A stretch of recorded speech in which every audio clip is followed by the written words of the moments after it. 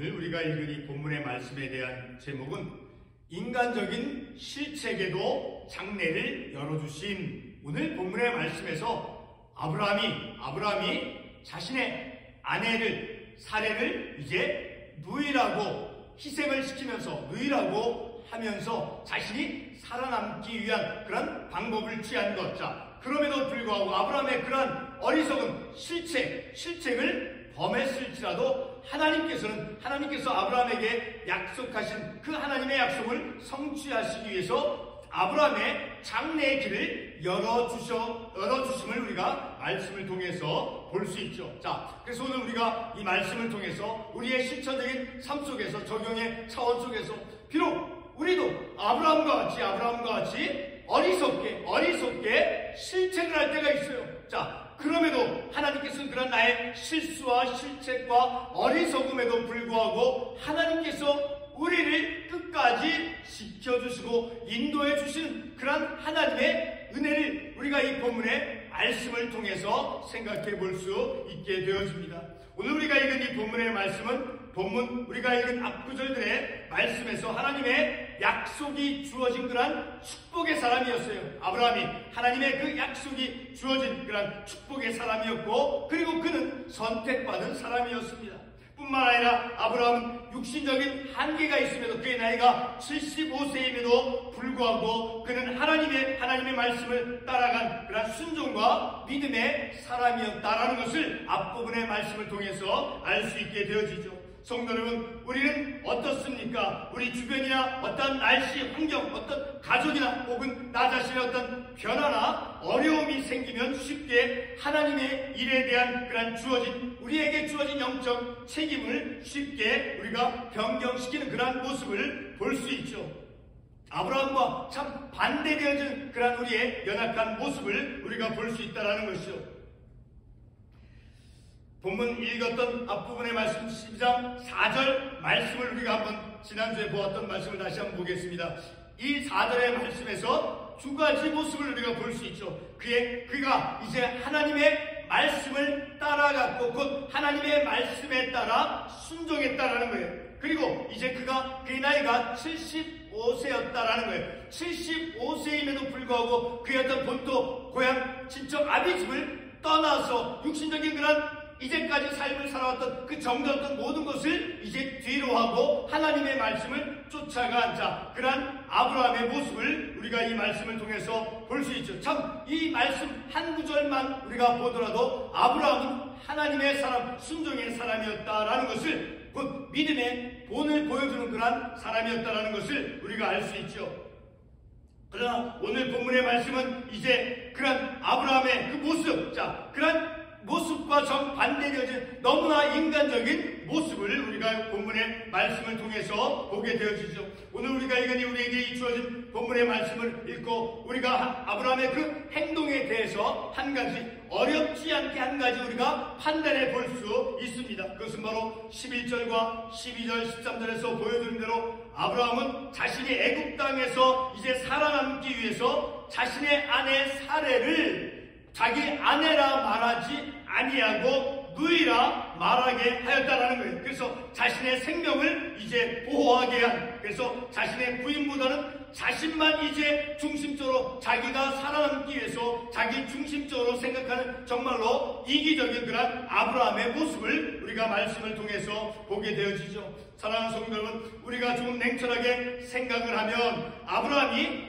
이제 사례를 가리켜서 누이라고 본문 13절에서 말하고 있죠. 원하건대 그대는 나의 누이라 하라, 누이라고 하라라고 사례에게 말했죠. 자, 이렇게 말한 것은 결코 사실과 다르지 않은 것이었습니다. 창세기 20장 12절의 말씀을 보도록 하겠습니다. 창세기 20장 12절의 말씀을 보게 되면 창세기 20장 12절의 말씀을 같이 한번 보겠습니다.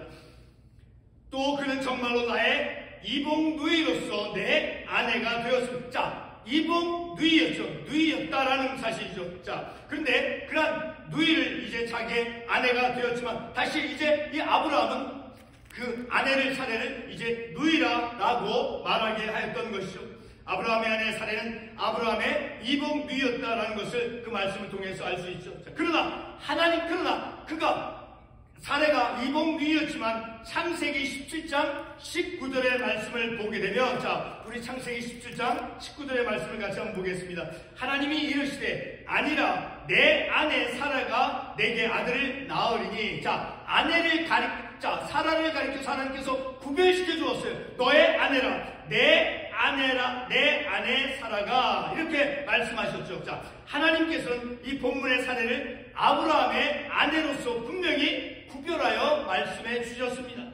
아브라함이 자신이 살던 땅에 기근이 심하게 들어서 이제 애굽에 내려갔을 때 자신이 새로운 어떤 환경 속에서 혹시나 어려움을 만날 수 있다는 것을 그가 가정하는 것은 결코 얼마든지 할 수 있을 것입니다.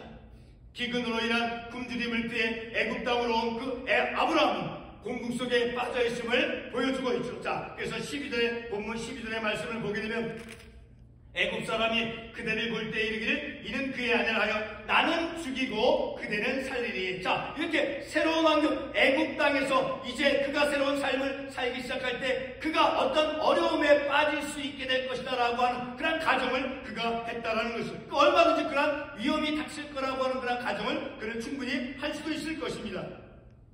이렇게 그가 새로운 환경 속에서 혹시나 어떤 어려움을 만날 수 있다는 것을 가정하는 것은 얼마든지 그가 할 수 있을 것입니다.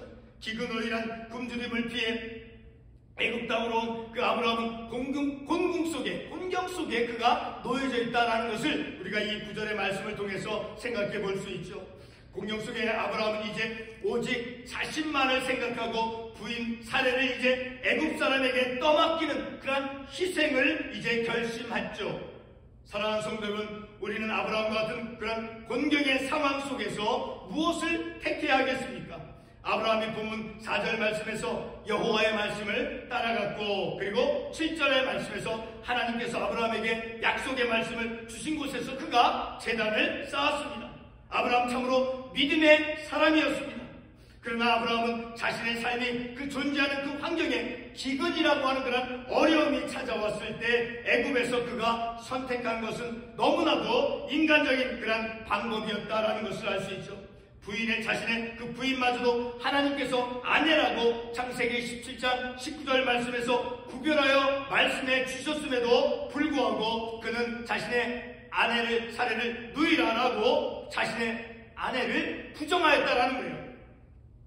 아브라함은 자신의 아내 사레를 이제 부정하였다라는 것을 이 구절의 말씀을 통해서 알 수 있죠. 그것은 바로 자신이 살아남기 위해서 사레를 희생시켰다라는 것을 우리가 알 수 있죠. 사랑하는 성도 여러분, 아브라함이 자신의 아내 사레를 이제 부인하였다는 것이 무슨 의미입니까? 그것은 바로 본문의 아브라함은 기근으로 인해 애굽 땅으로 이제 살고자 간 그런 자신과 그리고 아내 사레를 하나님께서 도우실 것이라고 하는 그런 믿음을 그가 생각하지 아니했다라는 거예요. 그가 살던 땅에 기근이 심해서 이제 애굽 땅으로 그의 아내와 함께 살고자 갔을 때 하나님께서 자신들을 도우실 것이라고 하는 그 믿음과 그런 생각을 그가 갖지 않았다라는 것이 이제 그가 실체를 하게 된 그러한 것임을 원인이 되어짐을 우리가 말씀을 통해서 생각해 볼 수 있죠. 바로 아브라함은 기근으로 인해서 그들이 애굽 땅으로 이제 삶을 살고자 간 그런 자신과 그리고 자신의 아내 사레를 하나님께서 도우실 것이라고 하는 그런 점을 그가 생각하지 아니했습니다. 아브라함은 기근이라는 그런 어려운 삶의 환경 속에서 오직 자기 자신만 자기 중심적으로만 선택하고 행동을 하였음을 우리가 본문의 말씀을 통해서 볼 수 있죠. 우리는 바로 이와 같은 아브라함의 행동을 통해서 하나님께서는 아브라함이 처해 있는 그런 곤혹스러운 그런 환경을 하나님께서 어떻게 다루어 가시는가를 본문의 말씀을 통해서 우리가 깨달을 수 있게 될 것입니다. 본문 14절과 15절 말씀을 보겠습니다. 14절과 15절 말씀을 보게 되면 이제 아브라함이 애굽에 이르렀을 때 애굽 사람들이 이제 그의 여인을 보고 심히 아름답다라고 말하고 있죠. 그래서 바로의 고관들도 그를 보고 이제 바로의 궁으로 자신의 아내 아브라함의 아내 사레를 궁으로 이끌어 드렸다라는 것을 우리가 이 말씀을 통해서 볼 수 있죠. 이 14절과 15절 말씀을 통해서 아브라함의 아내 사레는 애굽 사람들에 의해서 이제 바로의 궁으로 인도되어졌습니다. 대신에 아브라함은 16절에서 보듯이 목숨을 건지고 많은 선물을 그가 받았습니다. 그러니까 자신의 부인 사레가 바로의 궁으로 끌려간 대신 자신은 아브라함은 많은 선물을 그가 받았다라는 거예요. 그리고 사례를 그는 잃게 되었음을 본문의 말씀을 통해서 알 수 있죠.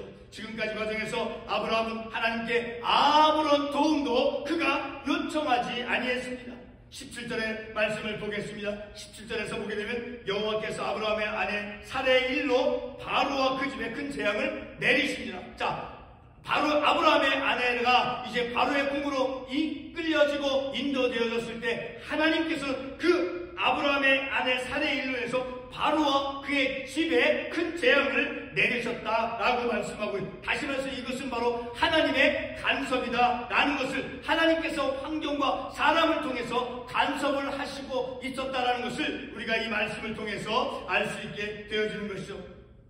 이렇게 하나님께서는 아브라함과 그의 아내 사레가 처해 있는 그러한 곤경의 상황을 향해서 하나님께서 간섭하셨다라는 것을 우리가 깨달을 수 있죠. 17절의 말씀을 통해서 볼 때 하나님께서는 자신의 선택을 받은 자가 인간의 그 인간적인 어떤 약점이 있어서 실책을 하였을지라도 하나님께서는 환경을 간섭하셨음을 우리가 말씀을 통해서 알 수 있죠. 그것은 바로 그 집에 큰 재앙을 내리시니라. 그 아내를 하나님께서 다시 아브라함에게 되돌려 주기 위해서 바로와 그 집에 재앙을 내리셨다라고 하는 그것은 바로 하나님께서 선택한 자를 다시 하나님께서 보호해 주시기 위해서 되돌려 주시기 위해서 사람과 환경을 통해서 하나님의 간섭하심을 우리가 이 말씀을 통해서 알 수 있게 되어지는 것이죠. 또한 곤경 가운데서 실책을 하였을지라도 하나님께서는 사람을 간섭하셔서 택함받은 그 아브라함의 삶의 길을 열어주셨음을 우리가 이 말씀을 통해서 알 수 있게 되어지는 것이죠. 우리 18절에서 또 18절에서